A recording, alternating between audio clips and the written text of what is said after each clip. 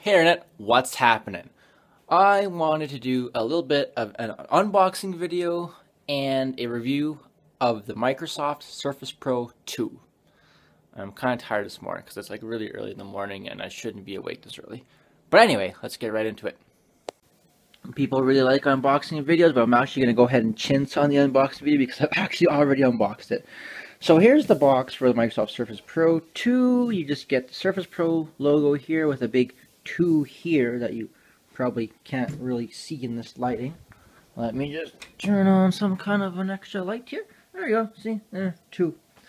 So the box is pretty simple, designed as Microsoft's designing goes nowadays. Trying to make everything all elegant and such. So this model here is actually the 128GB model, and they don't really tell you a whole hell of a lot on this. Hey, quiet you. Okay.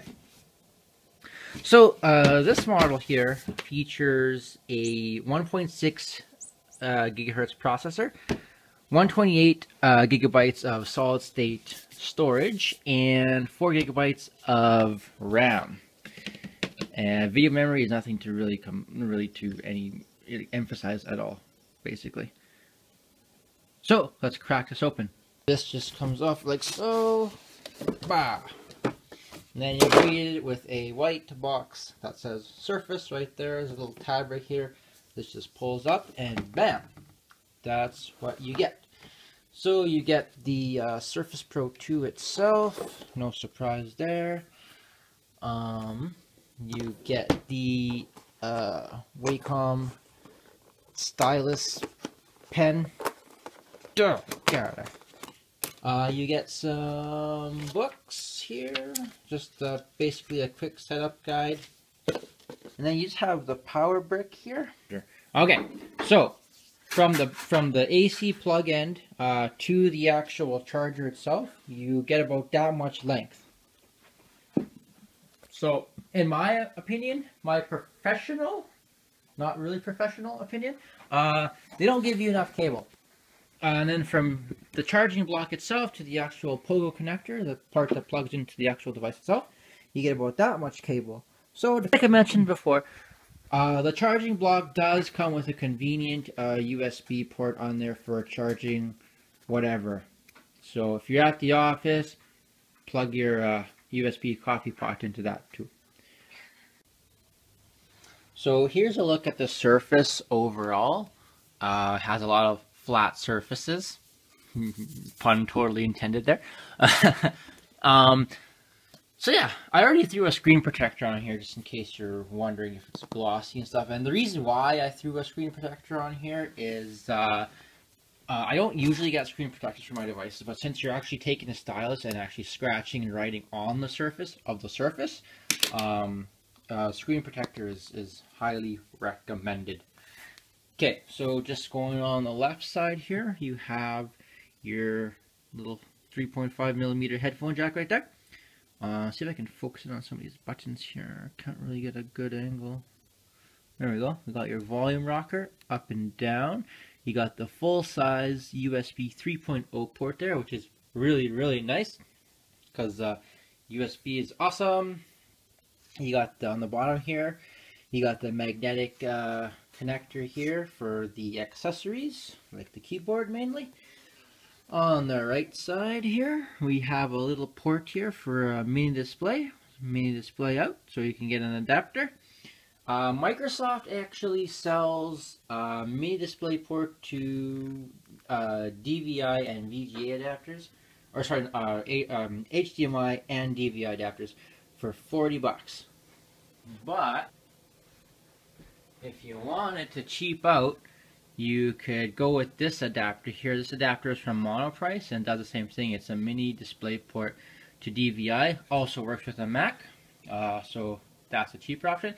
The only option about, the only good thing about getting the Microsoft branded one is it actually matches the same color as the Surface if you're all into that. But if you really want to cheap out, you get this guy and get a can of spray paint and spray paint it to the color of the Surface, and bam, Bob's your uncle. But anyway. So, on top here, or sorry, back to the side.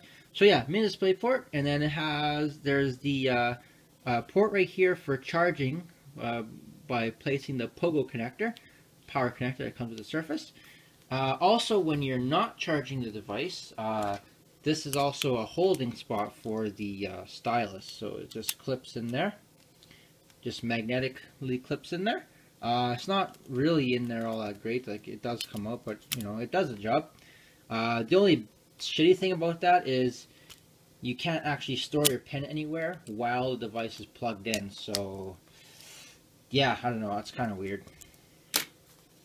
A little bit further up the device here, we have a little slot right here. I don't know if you can see it. It's right there. It's totally there. I'm not even lying. That is for the micro SD card. And then if we go on top here, we just have the power button on the right side of the top here. And we have a little speaker right there. That might, I don't know if that's a speaker or if that's a, I think that's a speaker. Could be a microphone too, who knows. So yeah. And also along the sides and the top here, we have like a little space here for venting. You can play some games on this, it's not very good. We'll go over that though. And on the back, you just have your rear-facing camera. And on the front, I guess you have your front-facing camera, and they're both VGA quality cameras. Nothing really too special, nothing really too spectacular. And then on the back here, you just have a little Surface branding logo. This kickstand actually comes out and flips out into 2 positions.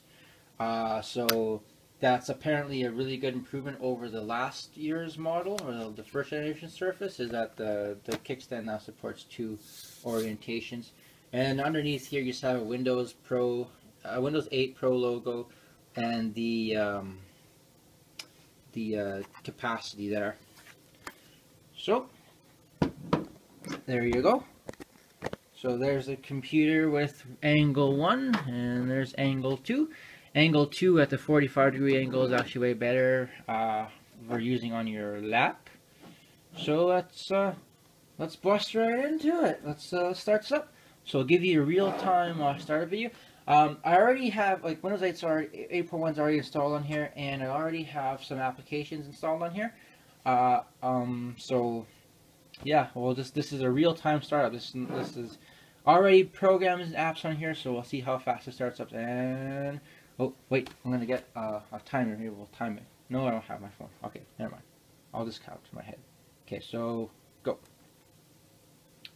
1 Mississippi, 2 Mississippi, 3 Mississippi, 4 Mississippi, 5 Mississippi, 6 Mississippi, and we're pretty much there. So pretty fast boot time. Alright, let's just see if we could zoom in here a little bit. Crank this thing down. Okay, so there we go. Maybe crank that a little more. Alright, let's do some stuff on here. Okay, so pretty familiar interface. It's 8.1, you know, it's been around for a while now. So yeah, you could do that. The swiping left to right is really responsive on here. I get to the desktop, and it's pretty basic. Like it's a full-on computer. If you're shopping around for a Surface Pro 2, though, I do recommend getting at least the 128GB model. Here in Canada, and I'm assuming in the US, the 128GB model is $9.99, and that comes with 128 gigabytes of solid state storage, obviously, and 4 gigabytes of RAM. If you wanted to go to the next size up, it's a 256 gigabytes of storage and 8 gigabytes of system RAM, which is nice. I actually wanted that one, but unfortunately, during the time I picked this up around Christmas, it was actually really hard to find it because they were pretty much sold out everywhere. So yeah, with a 64 gigabyte version, you probably don't get a whole lot of usable storage space after Windows is done taking up its share of space that it needs to do its stuff. So with this computer, I actually have a few things. I have like Age of Empires installed on here. I have a few development tools because I'm going into computer programming, so I got things like it clips on. I got a few productivity applications here, such as the Microsoft's 2013 Office Suite, or their Office 365, I guess it's called, and that comes with OneNote, Excel, Word, all that fun stuff. And with all the loaded accessories, and I didn't really put much else in here, but with all that, out of the 128 gigabytes of the Surface, I have 84 gigabytes of free space left, and that's not even using the SD card. So definitely recommend getting at least the 128 gigabyte version. If we just go into some of the settings here, I'll just quickly run through some of the things it says in here. So there you go. It's 4 gigabytes of RAM, 1.6 gigahertz 64-bit processor. It's a full Core i5-4200U processor.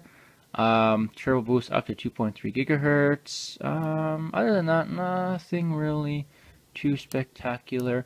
I do play Age of Empires on this thing. Runs fairly well. Graphics are pretty crappy, but it does work. The system tells you that it's low on resources and it should shut down some programs. So that just kind of gives you an idea of what you can and can't do, what games you should be able to run, and what games you can't be able to run. The stylus is really good. Like if you're this Windows button is an actual button, by the way. It takes you to the here. This is a thing that really did it for me. If you're buying a Surface Pro, the stylus is definitely pretty awesome. We're running through a few of its features in a little bit here. But one thing I do want to mention though is when you first buy a Surface, a lot of the review videos out there and stuff will actually talk about this pressure sensitivity built into the stylus as per the technology based on Wacom. So here's just a paint program that comes pre-installed with Windows. So I could kind of, let's see here, I'll pick up black one. See, I can kind of, if I lightly tap or lightly write on here, it writes lightly as you would expect. And if I press harder, you can actually see it ink more, I guess, as I press harder. Can't really figure out what I'm trying to say there. And then the back of this, of course, is the eraser. So it works like an eraser. Pretty intuitive, pretty straightforward, like a pen and paper experience. I guess that's obviously what they're going for. So that's pretty awesome. Oh yeah, but in order to actually get the full pressure sensitivity, like it's supposed to come with 1024 levels of pressure sensitivity, but in order to actually get that, you don't really actually get that right out of the box, and that's one thing they haven't advertised. You actually have to go to Wacom's site and download the WinTab drivers that will allow you to use this pen in all applications with those levels of pressure sensitivity. So that's one thing that you have to go and do that nobody really tells you about. At least at the time of this video, they don't tell you about that. Maybe in a future release, they include the WinTab drivers. Who knows? Also, you could pretty much do anything here, like getting around the interface with your finger is usually it's pretty good. See if I'll just go to internet here, and I can kind of move stuff around and click things. But if you got like really fat fingers, the stylus is also a really nice way to kind of just tap things around on the screen here and move stuff around. Yeah. Other thing I was going to mention. Oh, when you first get this, the text size is actually really small. Since you're dealing with 10.6 inch tablet with full HD, so it's 1920 by 1080 resolution. The elements on the screen kind of look squished, and it's kind of hard on your eyes. At least for me, it's kind of hard on my eyes because I'm a little bit blind. But you can just go to this little setting here in the personalization options here and go to make text and items larger, smaller. And on default, it's actually set to the smallest setting. So I just cranked it right up to large, and that seems to work really well for me, especially hooking up to an external display. That really helps out a lot. All right, and I want to go over the one feature that I got this thing for, which was for note taking for school. it's really easy to write on here too. So I'll show you an example I did. Here's just some random notes I just cooked up for the purpose of this illustration.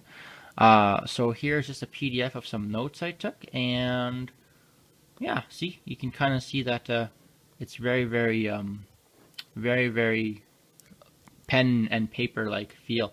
I'll just go over to OneNote here, and there is a version of OneNote included, but it's kind of like limited in functionality.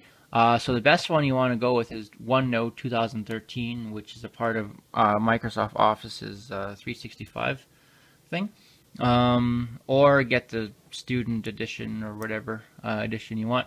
So here's just an example, and I set it up like an actual pen and paper. So I just have some random things that I was just demonstrating here. So you can kind of zoom in, zoom out as you would normally expect. Here I got some notes on number classification here. So let's just see if I could zoom in a little bit more, just to kind of give you guys an idea what's going on. Okay, so I'll set this down here, and hopefully I could do this without causing too much glare. Let's see here. I don't know. Okay, I'll just stand it back up here. Anyways, one thing about this too is it has this cool feature called palm rejection. So when the pen is actually about an inch away from the surface, you'll see a little dot indicator, like right there. I don't know if you can see on camera right now, but it'll actually cancel out your hand, so you can rest your hand on the screen and write. So, oops. Here I am writing notes. There we go.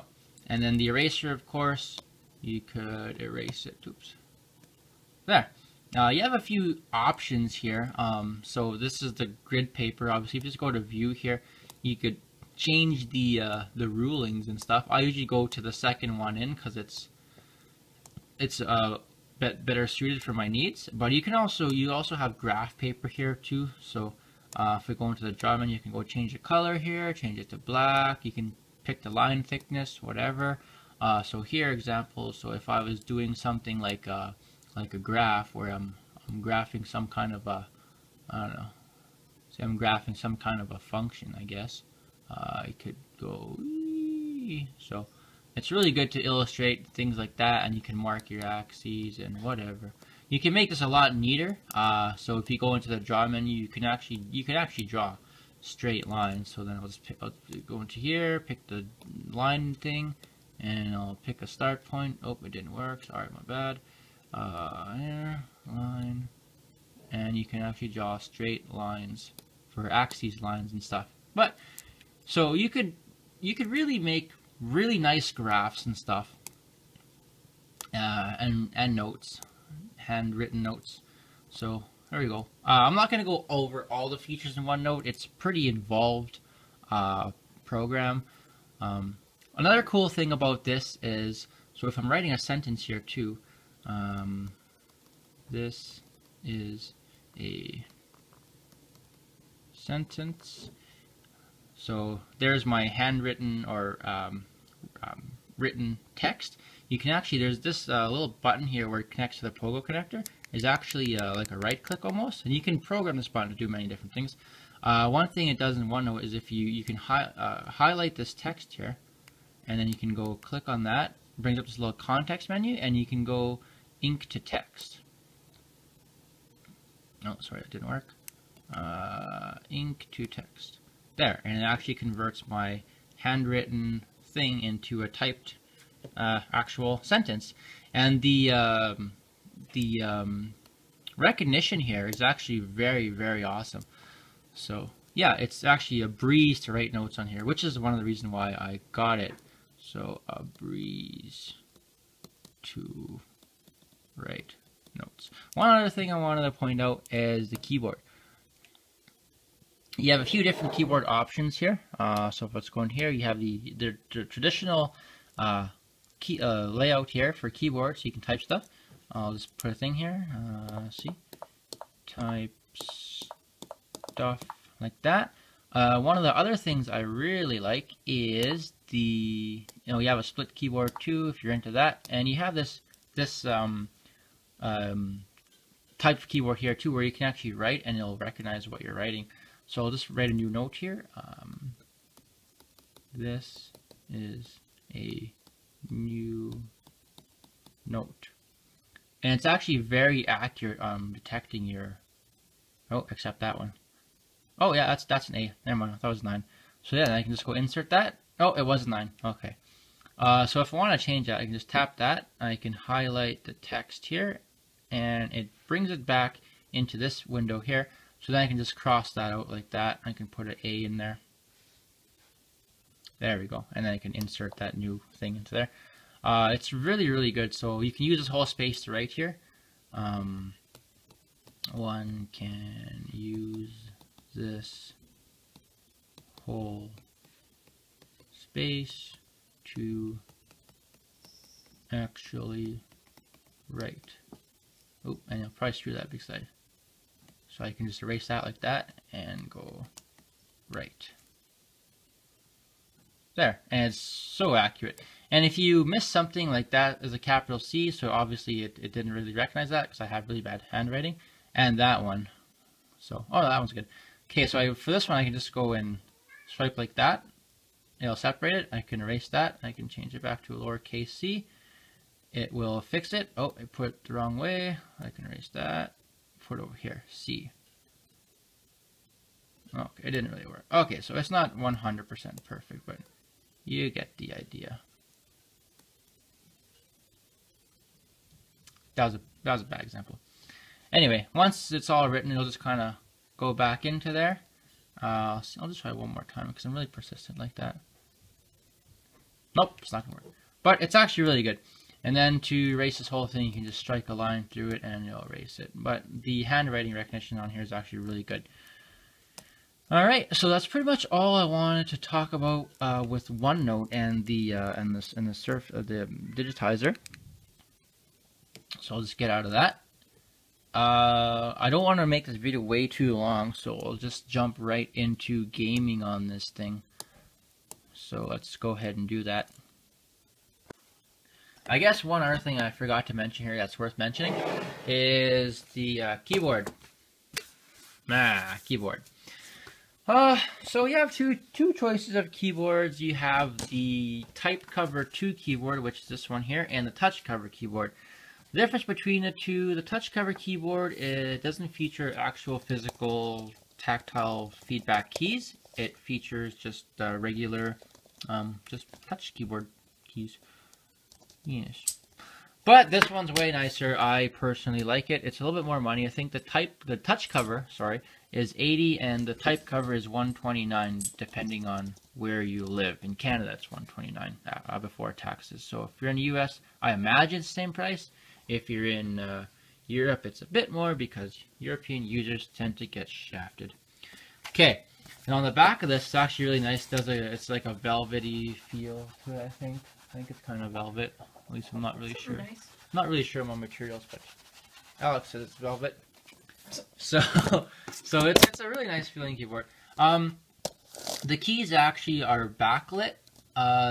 There's only two things that kind of struck me as odd, and what that is you have the function keys up top here for like adjusting the brightness, volume control, search functions, and whatever. If you actually hit those keys, it takes you right to that function, like the share screen, device tab, and the control panel. To actually use the F1 to F12 keys on like you would on a regular keyboard, you actually have to hit the function key, then your whatever function you want to access. So to me, it seems like it's a little bit backwards. One thing I do like about this is you could buy them in English and whatever other language, I think. French being the other major language here in Canada. Since I'm speaking English, I got the English one. And it's really nice because you don't have any foreign characters on there, which I found really nice.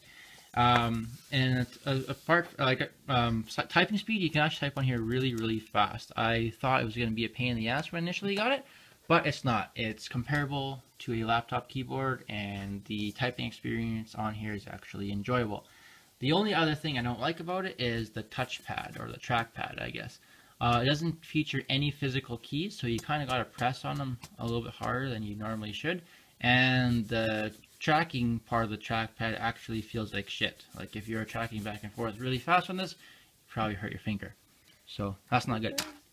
Rug burn, yo. So in order to actually dock the keyboard to the Surface, it just clips into place, like so. Very gratifying click sound there. And I'll just put that into that sort of angle there, and you can see, you kind of see that the keys are lit up. I'll just turn the light off here real quickly. See? Oh, it's totally lighting up. Okay. Oh, it's too early in the morning for me. So yeah, so that's pretty easy to do. And if you close this up here, it puts the Surface to sleep, by the way, if you close the type cover. And that's how she looks, all said and done. There we go. Using this as a tablet, by the way, it's kind of heavy. So that's another gripe. But honestly, this product is, in my personal opinion, this product is more suited to be used as a laptop rather than a tablet. So let's go ahead and get back into here. Oh, I gotta type my password in here. What is my password? Password back into here. So let's go into a note-taking application here. You have a few options to get to there. You can use this Windows key on here now, so that we can actually get back to the tile screen here. Let's go to Microsoft Word, I guess. No. Okay. We'll just go to new blank document, and here is me making a typo, typing a document. Yay!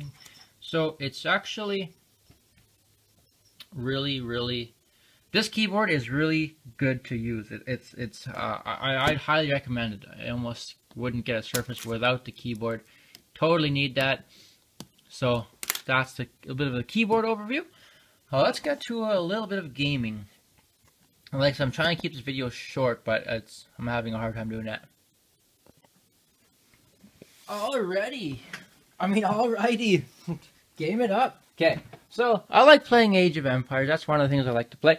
So in order to do that, you could play it on here, but it's actually really hard to kind of navigate game elements in a very small space. So I like to hook up an external monitor and some crappy speakers. Like I said, there's only one USB port on here, USB 3.0, which in theory you can hook up to 192 USB devices. I just have a 4-port USB hub here, and plugged into it I have a USB keyboard and mouse, as well as a receiver for a pair of wireless headphones. You can or can have the Surface keyboard docked or undocked, depending. Like, it's just an extra keyboard basically, so it doesn't really matter. The adapter, which I spoke of earlier, I'm just going to plug that in right now. So I got my connection here to my DVI monitor. Get in there. So let's go ahead and plug that in on the side. Of course, you can plug the power in too while you're here. So plug that in, and here instantly my screen is now projected on here. I have it set up. You could have it set up that it's either mirrored or extended desktop, whatever settings you have in there that Windows allows you to do. Personally, I just want to use this desktop as my main desktop and just have nothing on my Surface, because yeah, to me it's not really usable. Like, this is a 24-inch monitor, so it's a lot more usable. Then I'll just plug in my USB devices here. Somehow. There we go. Plug in those USB. Now I have keyboard and mouse functionality. I'll also plug in my speakers here.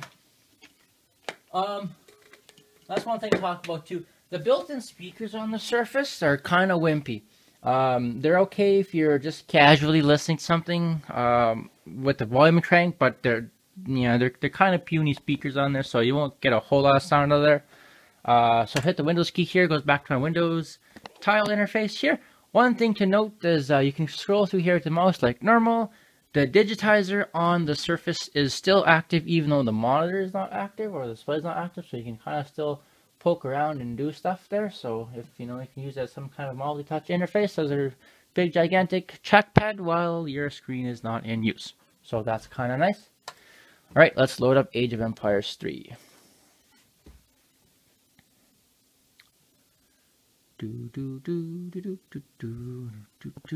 And see, right off the bat, it tells you your system does not appear to meet the minimum requirements of Age of Empires 3. And it says here system information is 2300 MHz CPU, 256 megabytes of something, and then slash 32 megabytes of actual video RAM. So I'll attempt to run the game.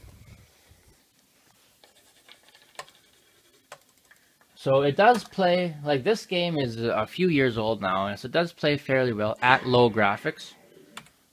And the Surface, by the way, does heat up as you'd expect because you're actually taxing the system.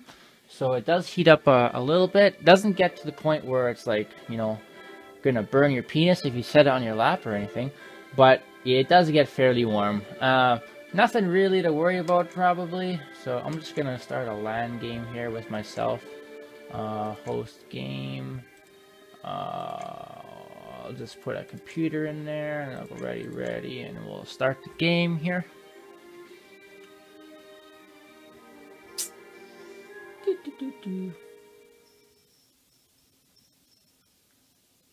No. Psh. No. Psh. Okay, so here's the game here. Let's kind of zoom in a little bit, allow you to see what I'm doing here. The graphics are not as good, like I said, I have it on low settings, so this. Alright, so my camera kind of cut out a little bit there during that last segment of that video, but it was just me basically playing some games just to tell you about the performance and stuff, which by the way sucks. So, the Surface is definitely not a device for gaming on, as you can imagine. Yeah, I use my iPhone for recording and it ran out of space, so that was the issue there. So yeah, that's basically my my review of the Microsoft Surface. So if you have any questions, comments, concerns, go ahead and write me an email or leave a comment in the comment description as posted to this video. Like always, like, comment, subscribe, all that fun stuff people say on YouTube. So who is the Surface really for? The Surface basically is for, like, me almost becoming a student or going to be a student. I thought I was going to use it for my notes and stuff, but I don't know. If you're a student that's in like some kind of engineering program, you will find the Surface useful for your notes. You could kind of have voice recording and record your lectures, or you can take notes on the Surface itself. That's what I wanted to do. But for a person that's going to be going into computer science, most of the notes are going to be typed anyways. So I don't know. But would I recommend this product? Yes, totally recommend a product. Pretty good product. It is a little bit pricey though. That was my only concern with it. Like after taxes and everything, is about $1,200, and then an extra $100 whatever for the keyboard. So for $1,300, you're basically getting a severely underpowered laptop experience. And the main complaint there is no support for like a big lack of onboard graphics options. Yeah, so yeah. Anyway, that's my review. Hope you guys all liked it. Bye. One thing I forgot to mention that's probably important is the battery life. Right now it's quoting me at 13 hours and 27 minutes at 91% battery remaining on a balanced power plan. That's a total hogwash. This thing will not last you 13 hours. At best, I was able to get, you could probably, with moderate to heavy usage with the balanced power plan, like taking notes, writing, multimedia stuff, you could probably squeeze about 7.5 hours out of it. So definitely make sure you have your charger with you if you plan to use it lots throughout the day. So that's one thing I should mention there. The power efficiency, by the way, does come because of the new Haswell processor. It was a bit more power efficient than its previous processor, which I think was the Sandy Bridge or Ivy Bridge processor. Anyway, yeah,